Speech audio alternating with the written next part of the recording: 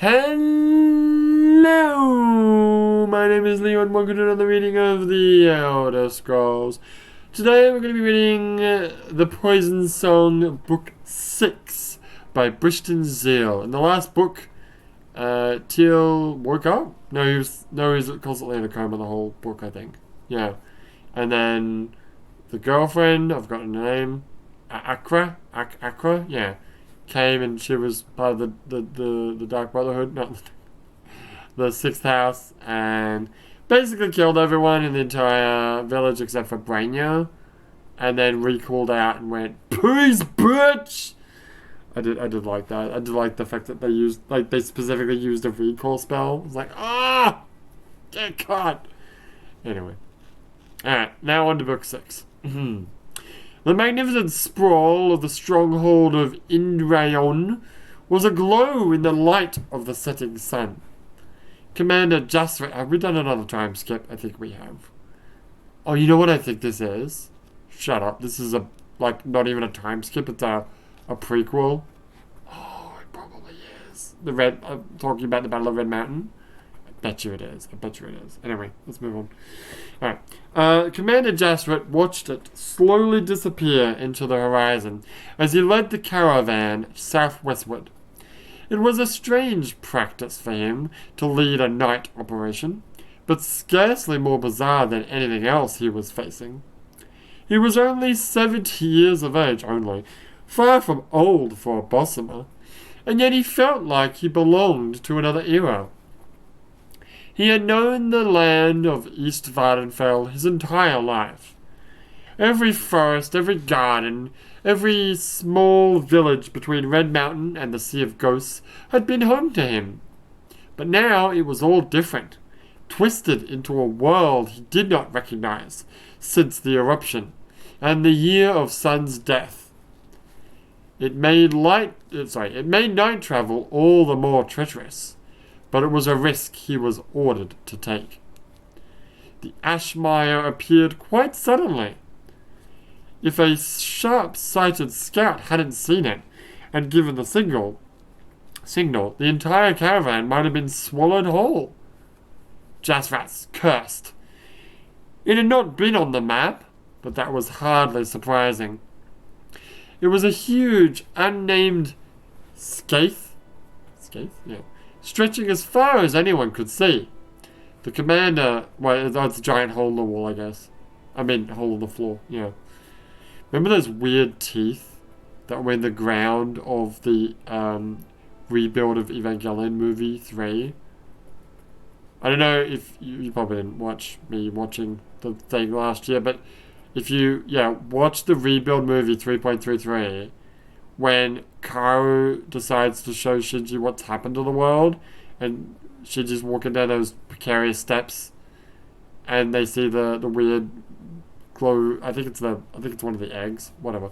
The point is, they show like a landscape shot of like the red earth, but if you look really closely, it's not just red earth. There's like a giant set of teeth in the ground, as if the ground has like a mouth. It was a little bit creepy. It was a little bit berserky, if you don't mind me saying. Anyway, back to the story. Where was it? It was a huge unnamed scarf stretching as far as anyone could see.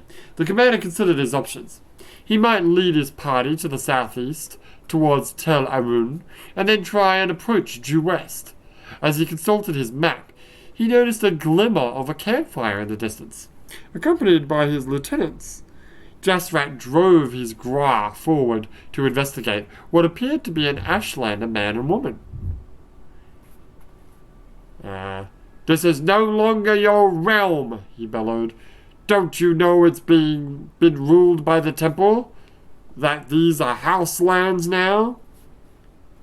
The couple shuffled to their feet and began quietly walking away toward a narrow ridge between Hill and Ashmire. Jasrat called them back. Do you know a way around the Skaith? He asked. They nodded, their eyes still to the ground. Jasrat signaled to his caravan. You will lead us then!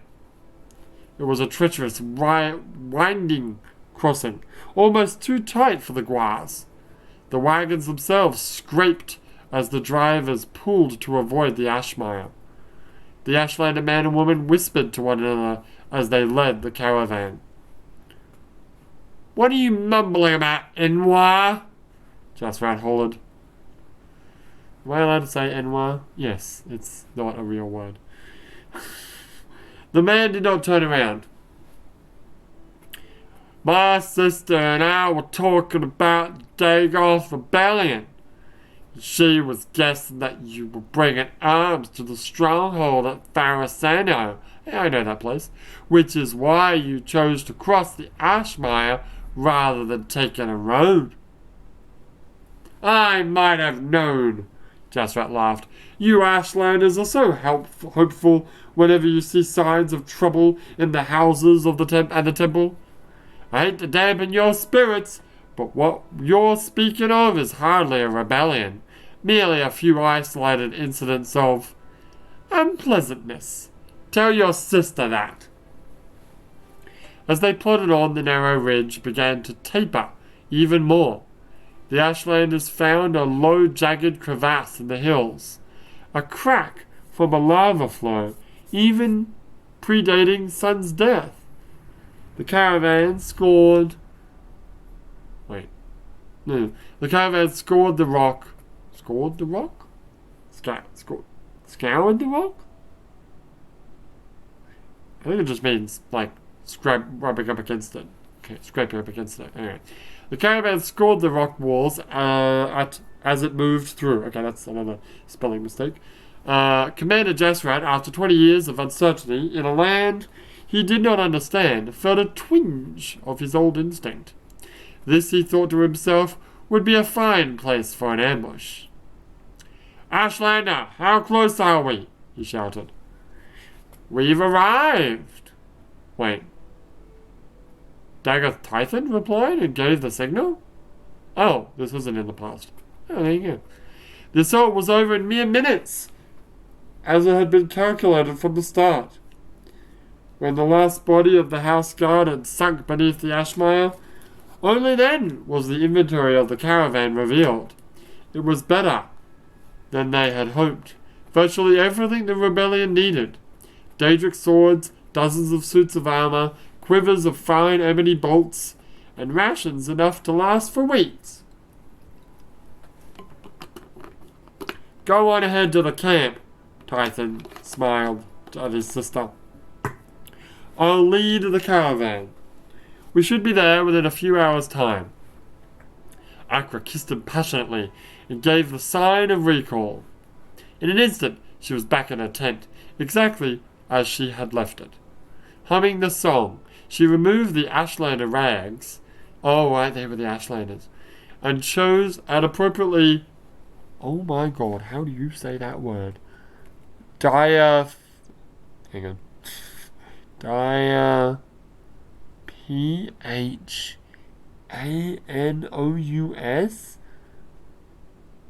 A light, delicate, and translucent fabric. Okay, how do you say the word? Diaphanous. Diaphanous. Oh my god. What a stupid word. Anyway, I chose an appropriately Wait, hang on a second again. Diaphanous gown from her trunks. I forgot that I had the Bluetooth speaker turned on, so it's coming through the speaker. Precisely the sort of dress Typhon would love seeing her in when he returned. "Morrisra," she called to her servant. "Summon the troops together. Typhon and the others will be here very soon with all the weapons and rations we need." "Morrisra, can't hear you now," said a voice Akra hadn't heard in weeks. "Oh no, it's Braina. Ah, she's back." She turned, expertly removed every trace of surprise from her face. It was indeed Indra Braina, but not the quivering creature she had left behind at the massacre of Sandrill House. This woman was an armored warrior who spoke with mocking confidence. She wouldn't be able to summon the troops if she could. You may have weapons and rations, Akra, but there's no one left to arm or feed. Dagoth Akra make the sign of recall, but nothing happened. Wait, what? The moment we heard you banging around in the tent, my battle mages cast a diffusion of all magicka. That's not real thing, you can't do that. What is this weird LARPing thing we're doing here? Brainer smiled, opening the tent further to invite a dozen house soldiers in. You won't be leaving. Okay. If you think my brother will walk into your trap, you underestimate his allegiance to the song. Akra sneered. It tells him everything he needs to know. I have convinced him to no longer fight it, and let it lead him and us to our ultimate victory. I've known him longer and better than you ever did, said Brainer coldly. Now I want to hear what the song is saying to you. I want to know where I could find Tay. Tython, my lady, Akra corrected her. He is no longer a slave to your house and the temple's lies. You can torture me all you wish, but I swear to you, the next time you see him, it will be because he wishes it, not you. And that will be your very last moment alive. Don't you worry, Sergio. Brainer's Nightblade winked at her. Everyone says they won't break under torture, but everyone always does. Brainer left the tent. It was all a part of warfare. She understood that, but there would be little relish in witnessing it. She could not even watch as the house soldiers disposed of the rebel corpses. She had hoped she would grow numb to the bloodshed after weeks of following Tython and Akra, massacre after massacre. It didn't matter to her that now the bodies were of her enemies' death was still death. She had only been in her tent for a few minutes when a Nightblade appeared. Not so tough as she appeared, that one, he grinned. In point of fact, all I had to do was ask her nice and point my dagger at her belly, and she was blubbering everything. Not too surprising, really. It's always the ones that talk big that crumble fast. I remember way back, a couple of years ago, before you were even born. Goran, what did she say?